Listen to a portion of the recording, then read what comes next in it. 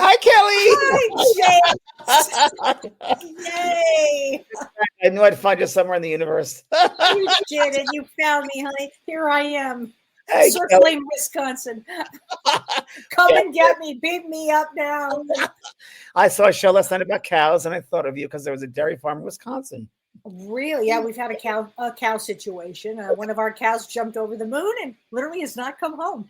And her name is Karen. Karen the cow. I'm not kidding. We can't find her. It's a drag.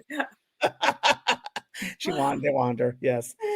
Well. Hi, hello everybody that's joining us, and this is our first episode, really, of this new podcast that Kellee and I put together. You were the answer. You in the universe, right? You in the universe, and it took us a while to figure out things. What we're going to do things differently, and so everybody's been asking when we're going to do this again. So we said we're just working on different things. So yeah, we've been working. So thanks for Kellee for patience. Oh well, listen, thanks.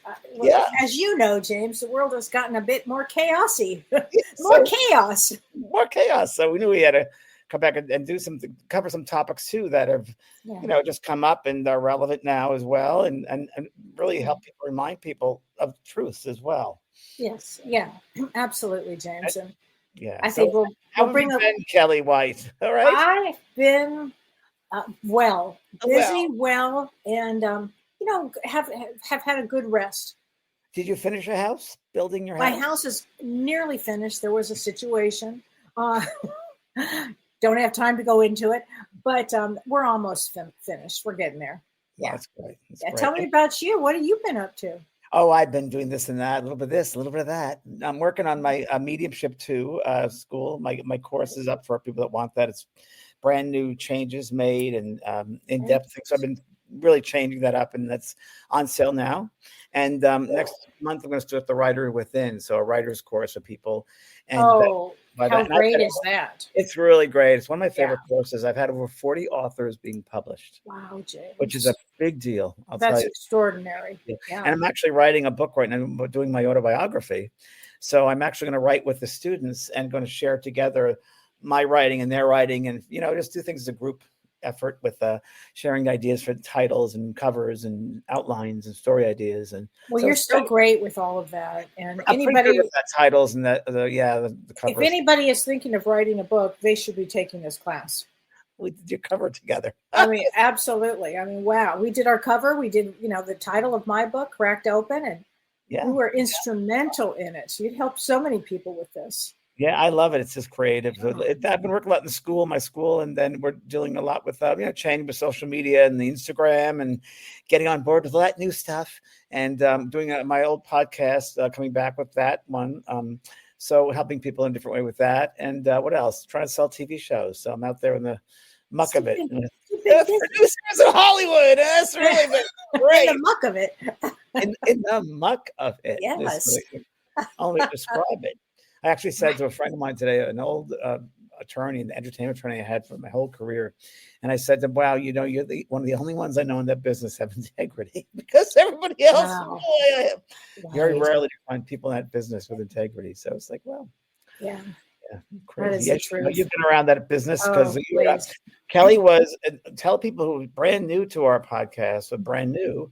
Tell them about your background, Kellee, because you lived in Beverly Hills in LA and worked with. Yes, I indeed. My background is my mother was a psychologist and known as the Shriek to the Stars, and my father was big in the music industry, and as my husband is, and so I come from that background of knowing a lot of people and understanding how that energy works. And working with all those people. Work with many of those people that are now passing away. Have you noticed that? Yeah, yeah, yeah. I Yeah, noticed that. Yes, a lot that tends to happen as we get older. tends to happen. Yeah, And but when I like, met Kelly, and I met you how many years ago? A oh lot, gosh, James, oh, well many, over many 20 years ago. years ago. Yeah. And Kelly was you were at the time working in your mom's office in Beverly I Hills. at the time, well, at the time I'd had my head injury. So for people who don't know me, I had a traumatic brain injury in 2000. Yeah, And as a result of the traumatic brain injury, I started seeing dead people. right. And I, between James and me, we had a mutual friend. And I asked my mother, could you please have this mutual friend introduce me to James Van Praagh because he will understand what I'm going through because I really needed help. And this was before you had school. Yeah, this is when my first book, Talking to Heaven, came out. And yeah, I think you'd read the book and you said to your mom, I read the book and I inhaled the book and I said, James is the only one that will be able to help me with this journey that I'm on. And sure enough, our friend called you and you were in Italy. You I were was on on a a cruise in ship. Italy, and I think I called you and we spoke You and then did. You spoke Mediterranean. for an hour. You Right. were with Brian Weiss, actually. I was Brian Weiss. Yeah, Yeah. that's And right. you called me and you said, I'll be back in 2 weeks. And I held my breath for 2 weeks and you called me and we were off to the races and have I not said, let go of each other. it's true. And I said to Kelly, whoa, I'm going to swivel here. I said to Kelly, you were studying to get your degree. Later, well, no, first I was a medium. No, First what happened is you helped me with my mediumship. I helped you open up You a bit. helped me open up my mediumship because I was seeing a lot of activity, but I didn't know how to control it. And if you haven't taken a class in mediumship with James, you should. I mean, if you are in that field, if you want to be in this field, because for me, James, what you did is you got me grounded. You gave me techniques before your school. You worked with me. We did a group together. You had me with, you know, how we every Tuesday I'd go to your house in Laguna Beach. Development circle. I mean, I worked it and worked it and worked it, and you helped me literally every step of the way. And then, Kelly, I saw that. You know, I saw your light. And that's what I too. I see people's. I don't know, we call it soul essence aspects, whatever you want to call that brilliance, if you will. And I'm sure it's just a piece of what I can sense or see. And I knew there was greater things for you than what you were there yet for. And I know you were very, very set on getting your degree for therapy. I knew that you were very much. It was ingrained into me. It was ingrained. It was ingrained. You're more than a therapist. You're a medium, Kelly. You're more than a therapist. Absolutely. Then later I went to grad school, and then I went to grad school, and then I combined the two, the mediumship along with I'm a licensed psychotherapist too. So they both come in together. And right now, and this is really interesting because you and I've been on this journey and seen this journey. Kelly was really the first person I know, and I know a lot of what's going on out there in the not everything, but I know in the mediumship kind of world, there's spectrum. The people that say they're doing this and they're that, and Kelly was really the first therapist that combined mediumship and therapy, and I think that's really what in the Tonight Show is also about that, and because it's so interesting. When I first I was doing private readings back when I lived in LA, and I was doing readings, and I remember there was a lady who had a reading with me at 7:00 at night, and I remember when 7 to 8:30, and afterwards she said, you know, what 1 hour with you is like years of therapy, and I never forget that, and that's what you do. Yes, right. yes. And James, that is the truth. That is the truth. Because the media should be get right down to the nitty gritty. Right into, you know, the problem with the mother, the problem with the father, whatever it happened to be, forgiveness. You get right into that. There's not a moment to waste. You know. Yes, it's the word therapeutic. Yeah, it's very therapeutic. Yeah. Kelly, how does mediumship differ from regular therapy?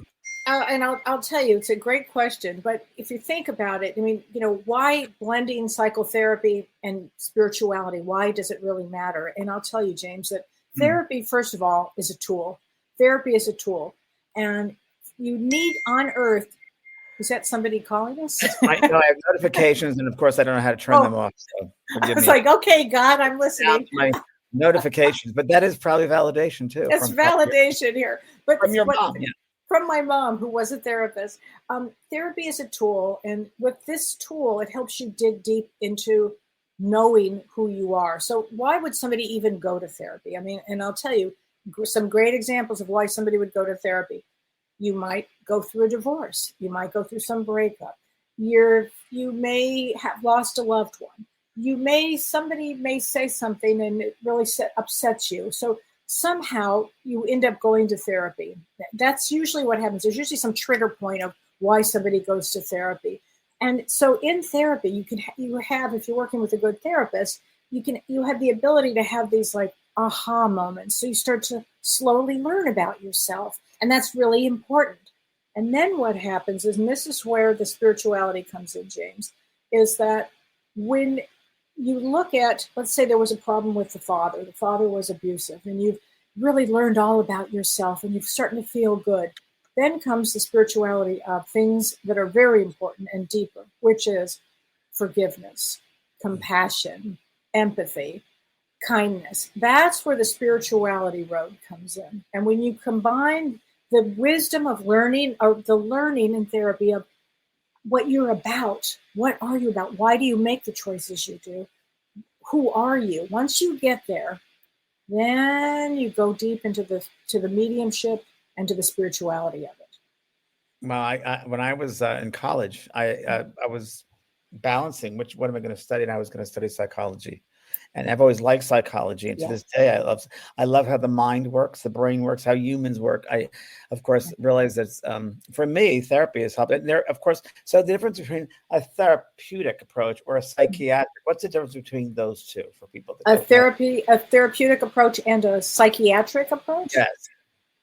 Well, a psychiatric approach would be with a psychiatrist, if that's what you're thinking. Is that what you mean, a psychiatric? Yes, and a psychiatrist would probe the way. Well, a psychiatrist, it used to be, you'd sit in a chair or, lie down on a couch, and a psychiatrist would kind of halfway listen to what you were saying. But a psychiatrist now gives you medication. Things have changed a bit. So that's the difference between a psychotherapist. Like, a psychologist cannot give medication and a psychotherapist cannot give medication. But a psychiatrist, they're a medical doctor. So it's a different way of viewing things. It's a different paradigm, different approach. Yeah. But I think a really great approach is if we could have therapists understanding spirituality, understanding that people are, spirituality, James, in my mind, brings hope. It brings hope, doesn't it, to you? Yeah, it just heals the wholeness of the person, the wholeness of our being. I think that's, and I know, I was doing mediumship for so many years. Really what it's about is for me, and from my understanding of what the experience I've had in those 40 years, it's not talking to dead people. That's a big part of it, of course. Right. That's a valuable part of it.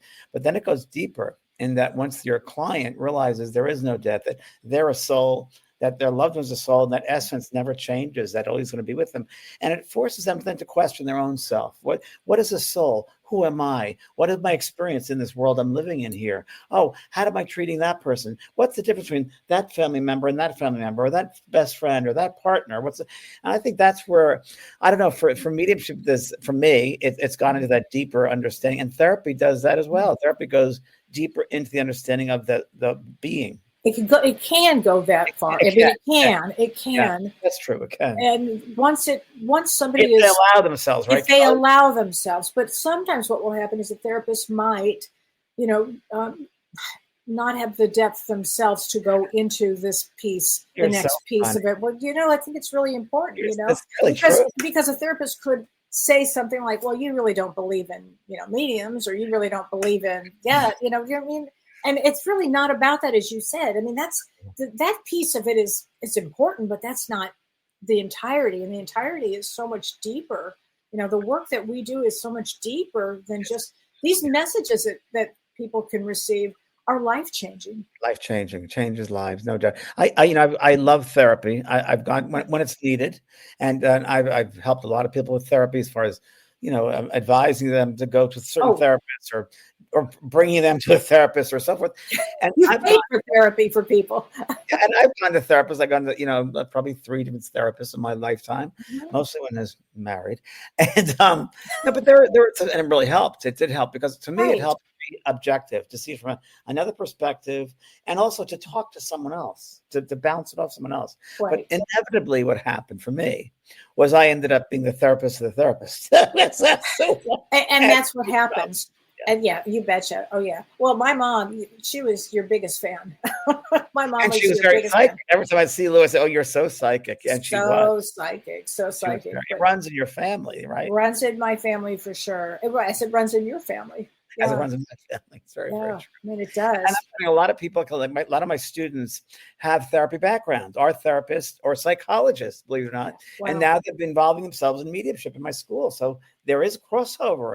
I think it's I starting to slowly be love to integrated. see the crossover because I think it's so important because especially when you're dealing with situations of abuse or trauma Yeah. or where forgiveness needs to come in at some point after you work through a lot of things. In fact, frankly, having compassion for yourself is really important. That's number It's one. it's number one, Yeah, it right? really is. It's loving yourself. I mean, that's the number one lesson I've learned for Yeah. everybody I work with, for all my students, for myself. It's first you got to know yourself, to their own self be true, and you got to forgive yourself. And most people Mhm. on this earth they don't. And it's like no, no, no. Remember, you're here. You've made it here. I remember I heard a saying once that 1 in 11 souls make it down here. Because of all those 11 Really? and that we should really be honored that we chose to come down here in the school and to learn these things and expand ourselves. And it's, as we know, we talk about this all the time. It's not an easy place. It's a really difficult Right. vibration, dense vibration, getting harder and harder. Or are we getting older and older? I don't know. It's getting more Because challenging. more challenging, and and it's a really interesting lesson about patience. Mhm. And it really is. It's an interesting time. But again, that therapeutic background that I've been therapy. Mhm. You've helped me a lot with that. Stepping back and seeing the bigger picture, understanding instead of judging somebody, understanding what that's. And you taught me this.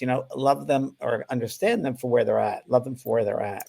And And isn't this a process, James? Everything is a process. Like, let's say I think I know myself really well at this exact moment. I could walk out the door and a situation comes up, which happens all the time, and I have to think. I literally, you have to take a step back. Things, you have to put everything you've learned into play here. But it's a constant process of know thyself. It's not just, oh, I know myself. No, no, you don't. Not, I don't think 100%. because we're constantly mutating. Every minute we're movement. Right, Life is movement. Life is change, and right. we're moving every second. We're changing. New cells come in, old cells go off. It's new understandings, new experiences. We're always that changing. We're like water. That's who we are. We're Yeah, always changing. And if we can adapt to those changes and not get pulled into that, and remember, those don't define you. right. You're here witnessing, you're here observing and witnessing all of that happening. Don't It's take it on yourself. I just told my nephew, who I was just telling you about my yeah. nephew's birthday it is. I said to him, he said, Uncle James, you really taught me well, because he's also very, very mediumistic. He doesn't use it, but he said, I used to sit in the New York subway and go from person to person and read their energy. And I said, well, you really can't do that, because Yeah. you have to know the difference of getting pulled into that energy and stepping back. And it's really true. You have to know when to step back and realize that that's their stuff, that's not yours. And absolutely. And that comes with know thyself. Like, where are you at that moment that somebody could pull you in Yeah. into and their body or into their whatever? and who Right. am I to judge someone on? I don't Right. know their background. I don't know what they've come from. So you taught Right. me, and Spirit taught me. They said the same thing that you did, Kellee, right? They said, accept people for the level that they're at, Yeah. because they don't know any better. Like when you and my remember you and my brother. Remember we were in dinner once, we talked about it, and you said, "I love you, brother. He's a nice guy, but he doesn't know any better." He's limited. That's what. But once I got But it, it's great. and you said, "Oh yeah, he's limited." Like, I like to look at where people are. Oh, that's where they are. You cannot be disappointed if you're constantly, oh, that's where they are. It's like, to be curious. I wonder why they're there. Oh, that's where they are. Because, and the other thing, James, is resilience is Yeah, everything. When true. when you start to know thyself and you learn so much about yourself, you become resilient. You go through this situation. Okay, now I'm resilient. I can go through this next situation.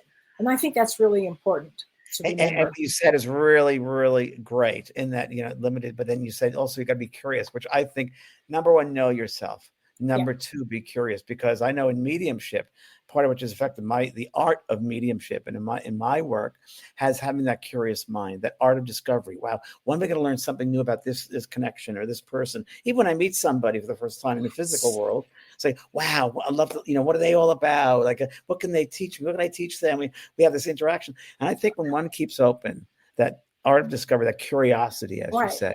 Then you Well, grow. you had a really interesting experience last Friday. You were doing your group of 10 I don't people, right? remember. Please I'll remind remind you. You had a me. group of 10 people last Friday, Yeah. and the whole, Yeah. when you work with spirit in a group, there's always some common thread that goes through it. There's some That takes theme. place. Yeah. And the theme that you did on Friday was about siblings. Yes, it was. So It was tell about, everybody how that works. and, as Kellee said, you never know what's going to happen in these group meetings. And it's just, I do them twice a month now. They're great, just 10 people. Everyone gets a reading. And I never know, of course, we never know what's going to happen. So in order to get, to help people and really not to really zone in, I ask who they want to contact, the relationship. And let's say they say, my brother, Tom. Well, Tom will probably be there because they've been asking, but also many of other people come in who need to come in, who need to have that healing. So in these two cases, individual, a lady wanted to hear from her mother. Her mother was there, and her mother mentioned that she said in part of the message, because I go on for a while, that you have a sister. She goes, yes. And your mother said you need to forgive her. She has the watch, my watch. And she said, yes, she has my mother's watch. So yeah, but you don't like that. You're not speaking with her. She goes, yes. And so your mother, you need to speak to her. You need to forgive your sister.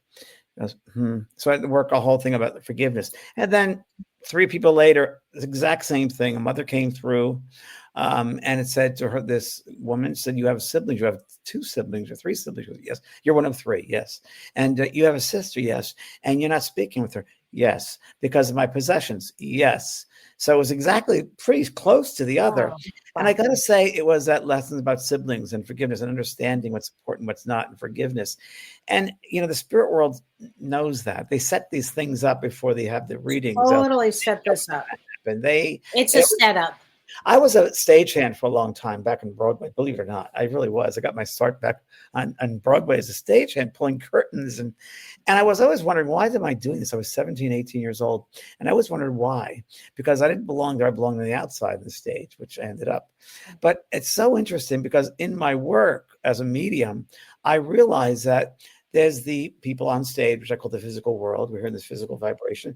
But the ones who have passed over are now backstage, pulling the strings, pulling the ropes, pulling the curtains, making things happen for the loved ones. So their job isn't over yet. They've just crossed over to the backstage. So we're on the stage, and we all have, we all take on different roles each lifetime. And sometimes we get to go backstage and help the ones on, on the stage, and vice versa. And so it really helped me now realize, oh, I'm helping that happen from this way. I'm a guy. Totally. I mean, you had the physical experience, and then you had the real spiritual experience of And this. maneuvering things, making things happen for that soul, because our love is so strong.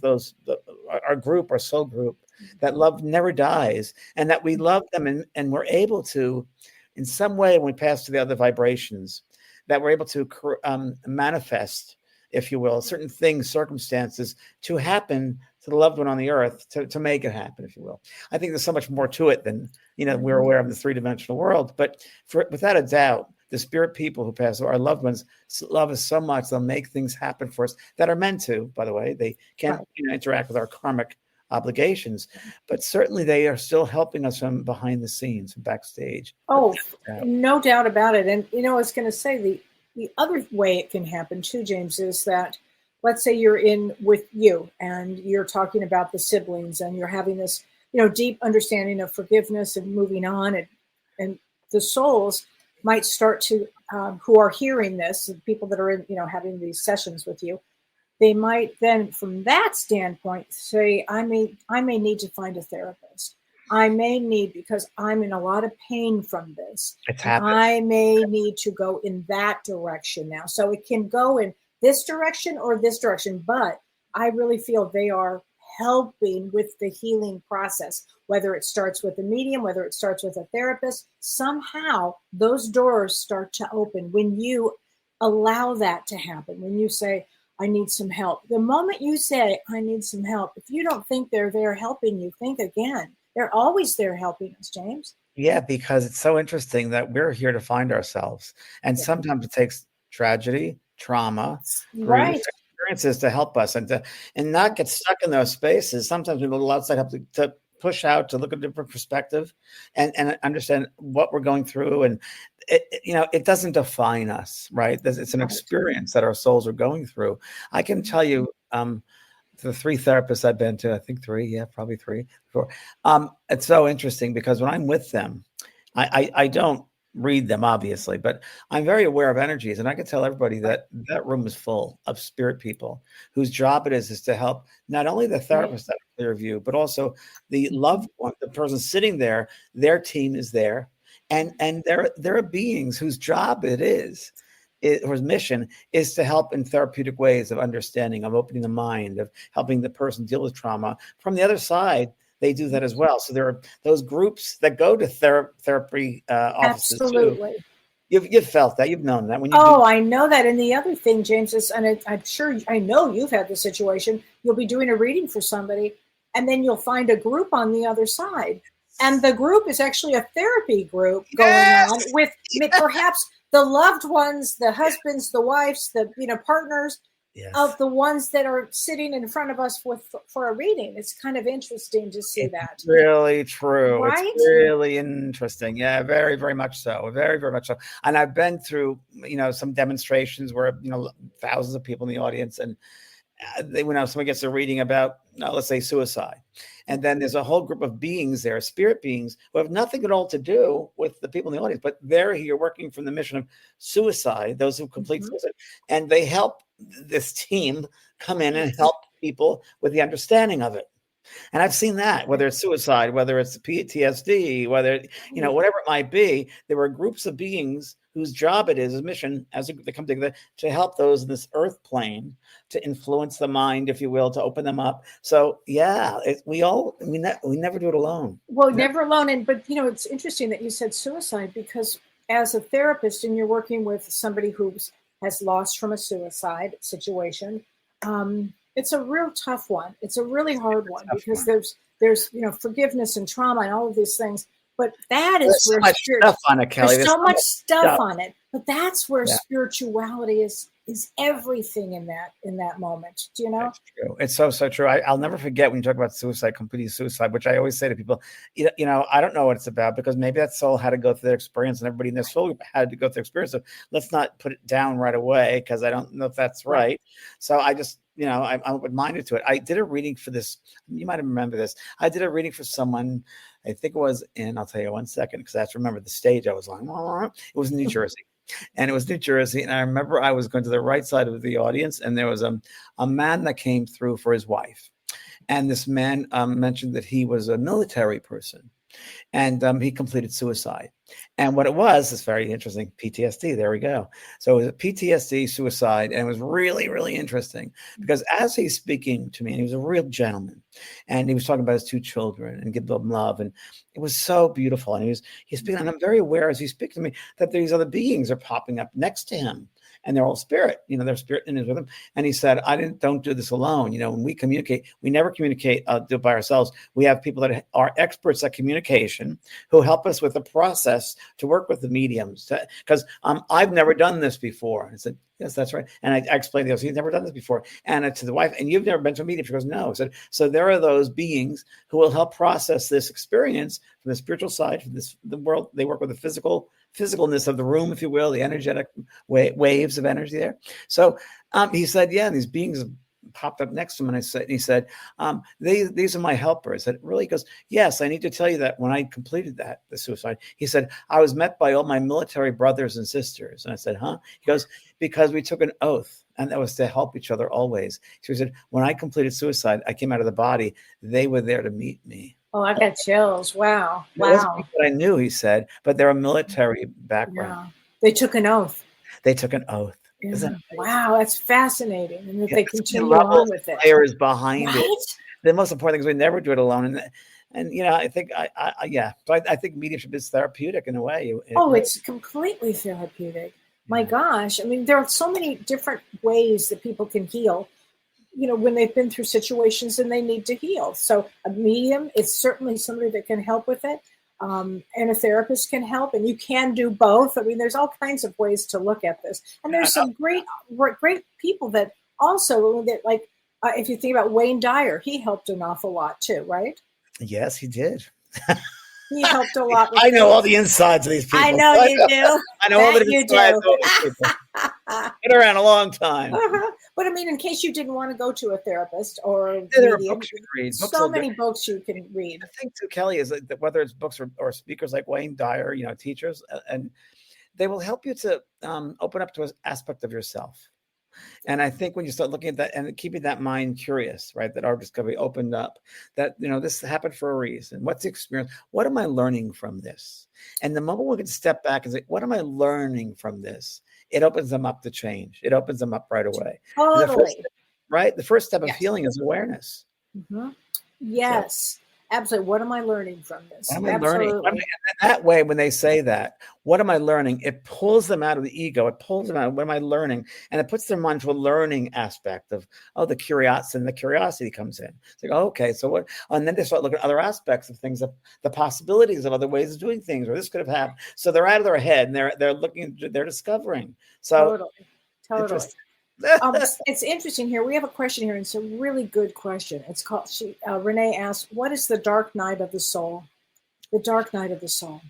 So I can start with this, and if you want to jump in, James, feel free. Just my comments on. Thank you. Okay. I mean, the dark night of the soul is a really important time for a soul. What happens is when a dark night is when you are so depressed and you feel helpless. You are so hopeless that you feel that you just are not going to live. It's the dark night of the soul. You are in such dark despair. It's being in such despair. And typically, because I have been in the dark night of the soul, I'm sure, James, you've had those moments. I mean, it's a big deal. It's a real big deal. And we always have, as we were just talking about, we always have guides around, and we always have, sometimes a phone will ring to break you out of it. Sometimes an angel can appear and say, we need to get you some help over here. So a dark night of the soul is often when a spiritual awakening happens. It can happen. That's when they tend to happen, after a dark night of the soul. Yeah, I couldn't add to that, Kelly, because everything you said, I agree with 100%. But, one thing I remember, that a mutual friend of ours, Mavis Patella, very well-known medium, she'd say, 40 days and 40 nights in the desert, the master spent. And she said that to me once. It's like, and then after that, it was that sense of whether it was... That's a dark night of the soul, 40 days, 40 nights. Absolutely. We all got to go through that dark night, that those parts of ourselves, or part of that experience of feeling alone, feeling desperate, feeling depressed, feeling there's nothing going to happen, because we call it the dark, that like you just described it. But then how can you appreciate the light if you haven't had the dark, you see? Absolutely. And what happens is that's an important moment, really important moment, because it tends to wake people up. Correct. It tends to wake them up. And our soul chooses all kinds of ways to wake up on Earth, right? Trauma is a big one. In my case, I had a head trauma. That woke me up pretty quickly. Well, not that quick, but quick enough. Well, it did, though, right? It sure did. It sure did. It goes on an analogy, which I love using, which is, and we talk about all the time, that there are a lot of sleepwalkers on this earth. And most people sleepwalking, but sometimes it takes an experience to wake them up and say, wait a minute. They trip, like, wait a minute. And if you can do that, everybody, without having a trauma, that'd be great, best for you. Right. And it doesn't have to be for 40 days. It's just, but it can be. Let's say you are an addict. It could go, if you're an addict, and this could take whatever it takes to get out of that energy of the addiction. Great one, Kelly. Right?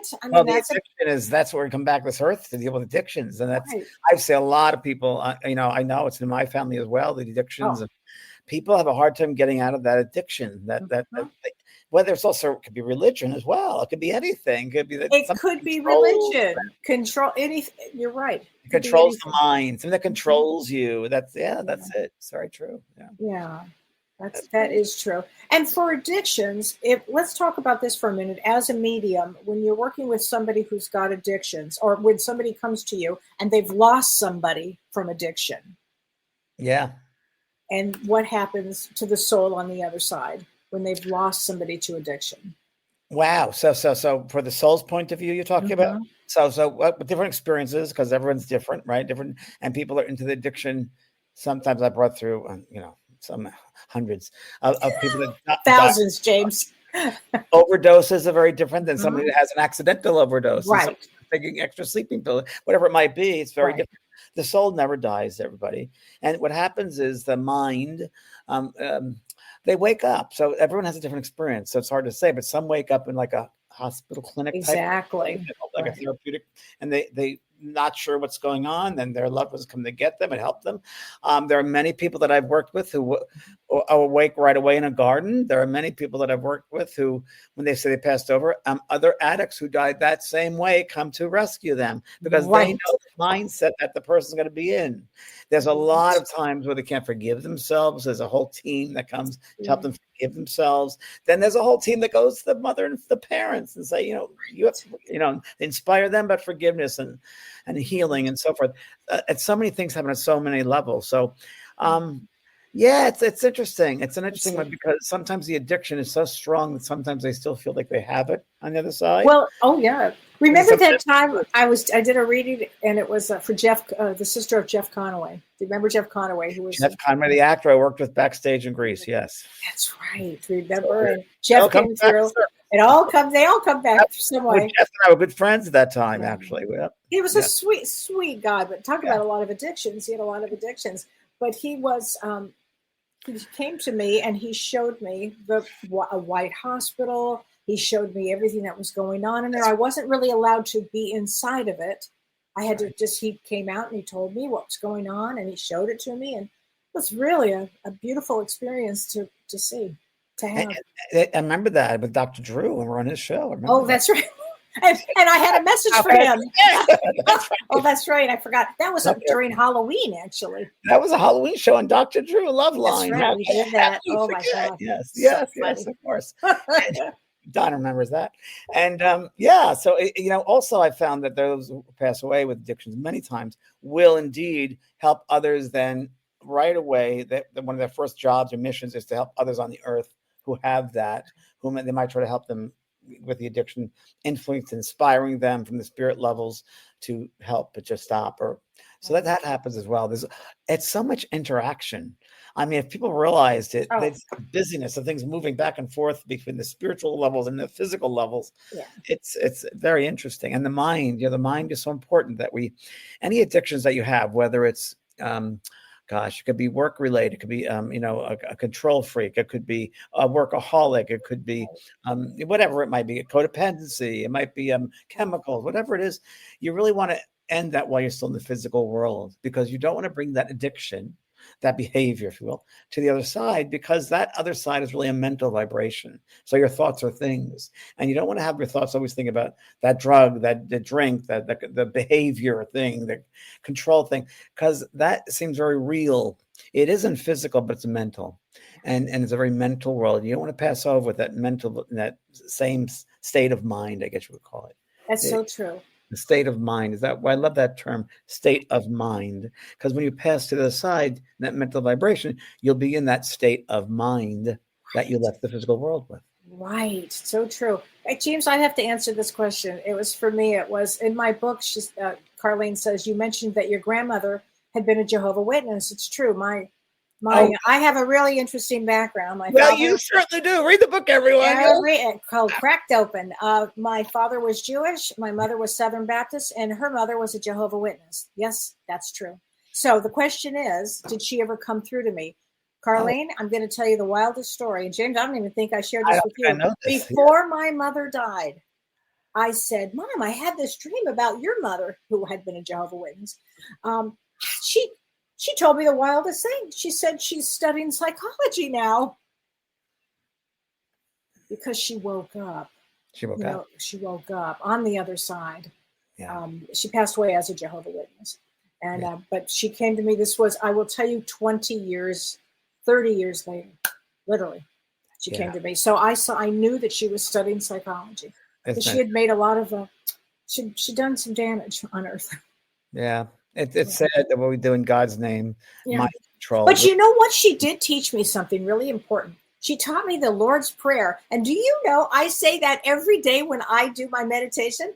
I wake up in the morning, I let the dogs out, I say the Lord's Prayer, and I get into my meditation, and I thank my grandmother for that. There you go. I don't know if I've ever said that out loud before. See the goodness that she left behind? She left me something really important important, actually. And that goodness energy touches everybody every day that you do readings with, you interact with. That you change that frequency. So that frequency is shared with everybody you work with every day. Thanks, Grandma. Thanks, Grandma. You're right. It is true. It's so true. And also, somebody was writing about taking responsibility for your own actions. I think it's really important. It's a good one. It's a real good one, and it's a hard one to do. But I talked about this, Kellee. I think on our last show together, or one of our times together, we did our last one of the last podcasts we did was about life review while you're still alive. And it's really, really important. I just did a TED talk about that. And it was really doing a life review while you're still here, because once you see, like you just said, you grab the damage that we cause with the choices that we make. We get to the other side. We see our whole life. We see a life review of all the things we did, we didn't do. And we have to forgive ourselves. And why don't we do it here while we're still in the physical body and look back at our lives? I'm doing it right now, writing my book. I'm telling you right now, it's it's the best therapy, right? Great. I said to my friends, I'm right now in chapter 3 and I'm coming down the steps. I'm looking over at the squirrel that's called the acorn going up the tree. And my friend said, how do you remember that? And I said, I go back into my mind and that's what comes in. And that's amazing. And it's a life review. And I'm very aware. And you probably are too. I'm very aware that because I write about this in my book, and I was very aware from the very early age, like 18 months. I in my book, I talk about being in the crib, and I was very aware of things that happened when I was in that. And I was very aware that I was here this wasn't my home, and I was only here temporary, but I was very aware of what I thought, and words were really powerful. I knew that innately. I knew that from very young being. I just knew that. And it worked out as I get older. Of course, I came into that.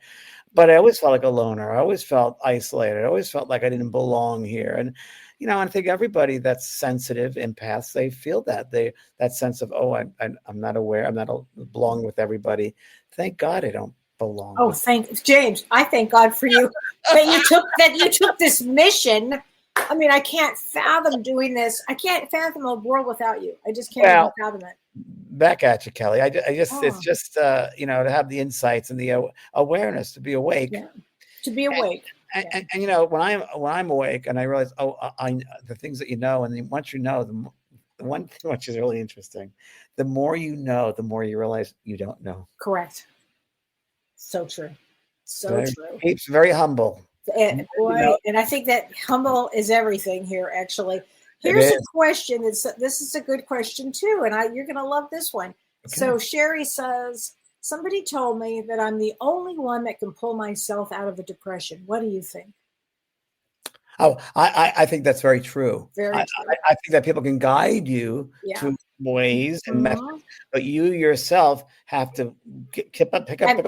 That's where the therapy might come in very handy, because you're looking at, as Eckhart Tolle says, the pain body. We love depression. that. I love that. When you pointed that out to me. The pain body. People like to live in their pain body. They like to live in their pain body. Now, and it might be because their childhood, they never got the notoriety. Exactly. Maybe they weren't allowed to express themselves. Maybe a lot of things have caused depression. I mean, the world is a tough place.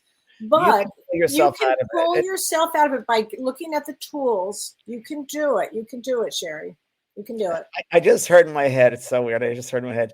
Remember, a frown is a smile upside down. Oh, yeah. Remember that? Right? I do. I just heard that in my head. A frown is a smile upside down. Well, and it could start with have compassion for what you've been through. Yeah. It's a big one. We've all been depressed. We've all gone through major depression. Oh, please. Please. Especially when you're sensitive and empath. Exactly, right? So start having compassion for what you've been through, and that leaves a door open to healing. Yeah. And a big part also being a sensitive empath, if I just go back to that, because it's you got to recognize when you're living someone else's energy, not your energy. The depression, the darkness might be you're picking up someone else's stuff. We're all like radios, and we get frequencies, signals, inputs and outputs. We have incoming programs and outgoing programs. And sometimes, not knowing it, we pick up someone else's stuff.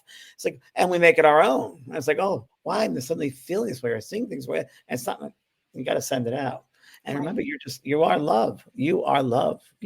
Fear is only relative to this three-dimensional world, nowhere else. Right. Well, you always say there's fear or love. Choose love. Fear of love. Fear is a false ego appearing real, right? And love. This is another one I got today, Kellee. Okay. A good one. Yeah. I told this to my friend Rosa here. I said, I was out with my dog Pearl, and I'm playing the ball or something, and it hit me. I'm like, one. I said, wow, animals are so advanced, so much more than humans, because animals live in one. And I'm like, because they live in packs. We humans are separate. They like to It's very true. That's very true. Wild insight. I was like, well, it's funny because I sent you a video today, right? We had a really strange thing happen today. We had about hundreds and hundreds and hundreds of these starling birds that just showed up at our house, and they were there for 30 minutes, James. Hundreds and hundreds. It was like the movie The Birds. Yeah. It was, I swear to God, it was the most amazing thing. But what they bring, I thought was really interesting. And right before we're starting to do this show, they bring a unity, a collective wisdom, and the ability to change. I thought that was interesting. And talk about in packs. Never seen a pack like this. Ever. So here's a question for you, James. Did you ever meet anybody and tell them that they need something that they need to know? If you ever met them on a street or at a party. Patty wants to know that. Okay. So before I answer that, I just heard in my head, I'm going to share this. Change is your power. Oh, it's a great. Change is your power. Okay, everybody write that down. That is a great one, because change is your power. It's your power. Yeah. Change is your power. Change is your power. I just had it say that. Just thank you. I don't know who's here. Put that on your social media. That's a really good one. Yeah. There's a team of beings here. Oh, boy. It's so funny. When we do these podcasts or we do these talks, the spirit world knows, of course, they line up. They're all around, of course, because they're around us anyway. But it's interesting when we come together like this, and everyone here on the social media, when you're watching this, and you bring people and you beings, and it's so interesting because it creates this brilliant circle of lights, right? Expansive light. And it's so funny because, we say, well, we're helping each other here. We're talking about things and it was just for us. No. But our minds were on so many levels. But this light that's created, those in the spirit world, I've heard that, when they look over, they can look over and see this brilliant light, it'll attract them and they'll come over and say, what's going on over there? So that's what we do in the physical world. We walk down the street, we see someone's having a party. What's our first reaction? We look and see what's going on. Same thing, everybody. When we do this, we get together and, we speak about these things. So we're teaching those on the other side as well. So the question is, did I ever say something to somebody? Yeah. Did you ever walk up to somebody and tell them something that they need to know? Like if you were on the street or at a party, did you ever say something? No. Part of my background in mediumship is responsibility. And the responsibility is that if you're not invited to someone's space, you don't enter it. And that's why, Teresa Caputo's show, Long Island Medium, love Teresa, and it's not her fault, it's producers who set that up. They show her just jumping into cabs or, the store, just giving readings. It doesn't work like that. I mean, you have to be appropriate. Not only that, I'm going to double down on that. You know how exhausting that is? Because then you're trapped with somebody for a good hour. You can't just say, your dead mother is here. It doesn't work that way. It's irresponsible, and you're going to be stuck. And then you're going to be drained. And then you're going to say, why did I come to this party? Well, am I wrong? Yeah, you're 100% right. But my wonderful response most of the time. Yeah. So Kellee, ask me, like you're at a party, ask me a question. Oh, so do you see my dead mom around me? Do you see her around you? Bring it right back to them. Let them take the responsibility. Right. That's what I mean. That's the I thing. don't know your mother. You know your mother better than I do. She was your mother, not mine. Or how about this one? You're so psychic. What are the numbers for the lottery? I actually, my brother once asked me that, and I would say, "You think I'd be standing here talking to you if I knew the lottery numbers?" I did once. It was so funny. My brother, I think you know this story. We're at Belmont Park. We had a family reunion, one of the first and only, back in the early 80s, early 80s had to be, or 90s, maybe early 90s, whatever it was. Because I was on a television show by then. So back then we're playing, and my brother goes, "What's the horses?" So we're doing the horses. He wants the horses. And Do the horses. He goes, so look, here's a sheet. So who's going to do 1, 2, and 3? Just tell me. And I said, I can't use this for that. He goes, but yeah, I know. But if you could, Oh, that was a good imitation of my guy. I know. But I said I wouldn't do that. But I would say if the game must be 1, 2, and 3. He went, all right, fine. So he walked away. Well, that race came, and he said, hey, I said, what happened? He goes, they came in exactly as you said, and I didn't bet on them. I said, lesson in that one. Lesson in that one, right? I mean, the funny thing is everybody has to do their own work. Everybody has to learn responsibility for themselves. It's a drag, but it's the truth. Yeah, right. No good for you. No good for you. I mean, it's like growing up. It's just something that's really, really important. Yeah, it really is. It really is. It's just and learning and having fun with yourself, taking care of yourself, being responsible for yourself, answering the questions. I mean, you are the universe. We named this podcast because you have all the answers within yourself to answer anything. We were never sent down here without the answers. They're inside ourselves. But part of the fun is the exploration going within yourself and discovering different parts of yourself and different aspects. And they're like, wow, I'm going to try that. I'm going to try that. And that's the fun of it. Expand your curiosity. Okay. Don't be bored. Okay. So change is your power and exploration is fun. Learning about thyself is fun. So in other words, you're making this a fun event. Activity. I mean, we're so amusing. I mean, we're so funny, all of us. We really are. It is. Every one of us has a fun side, an amusement side. We got to stay in amusement and joy because joy is part of the journey. Right. And, it is. It's everything here. When it gets to the other side, and it comes. Kellee and I do this all the time. We do these readings, and Spirit will come through. Why didn't I do better? Why didn't I live like my love instead of fear? Oh my God! If I had a chance to do it over again, like, oh, enough. So I try to teach people, as does Kellee, that you know what. You are the responsible one, and do the best you can. Don't beat yourself up. Enough people out there in the world do it for you. Don't do it for yourself. So, and enjoy yourself. Have fun. Don't take it all so seriously, folks. You really shouldn't take it so seriously. We do laugh an awful lot. None of us are going to survive this earth. I'm telling you that. And if you want a good one, as Kelly's told me last week, watch the Jane Goodall documentary. Oh my God! Did you see it, James? Oh, I saw it twice, and I've turned a lot of people onto it. And Did you cry? Oh yes, many times. At the end, yeah. At the end, with the chimp and the mother, and Mr. Gray is going to meet her, and I can imagine her and her mother and the chimps coming together. And right, what a wonderful humanitarian, what a wonderful advanced soul. Yeah. I thought to myself, here's my Virgo analytical. Well, she was an Aries. It's a big an Aries. And I thought, well, it's going to learn Aries lessons. But like, no, not necessarily. It brought her that calmness, and that's. And she was a leader. Brought her a leader. She was a leader, a humanitarian leader. Yeah. So everybody should watch that. It's a great one. It's on Netflix. It's on Netflix. It was a great one. Yeah, I love that one. Well, Kellee, this has been a complete therapeutic time for me. So thank you very much. Oh, you're so welcome. Thank you, everybody, for. Well, tell me, what do you have going on? So you've got Mediumship 2. That's really a big thing right now. Mediumship 2 is on my school, which is the JVP School of Mystical Arts, or vanpraagh.com. Go on either way. And then the writer's course. And those are the two that I'm really working at. I'm going to work with all the individuals, Mediumship 2, and personal experiences with me and them, and it's great. So work on those. And at the end of October, I'm doing another spirit circle, like messages. And November we have two. In November I have 2 of them too. I've kept it at 10 people because people tend to like that, and everyone gets a reading, and it's fun. It's fun, and we learn from each other. I love doing it. I have one this Saturday. I'm doing. Mine's called The Power of 10, and I have a couple of spots left if anybody wants to join us. It's this Saturday. And I love doing it because I never know what, is going to evolve, but it's always brings this amazing group together. And every group I've done is different.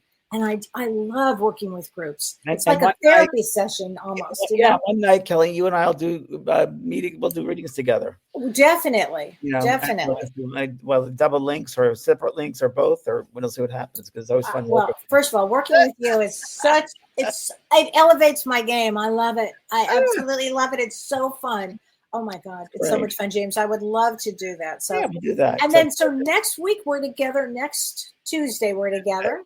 That's correct. And we've got some great topics, everybody. And somebody asked if we would do a Halloween show, and I think we are doing a Halloween show. We have to do a Halloween. We have to because we've done that every year for years. We've got my hat ready to go. That's right. We had a couple of wacky costumes over the Oh, years. we did. We have had some wacky costumes. Yeah.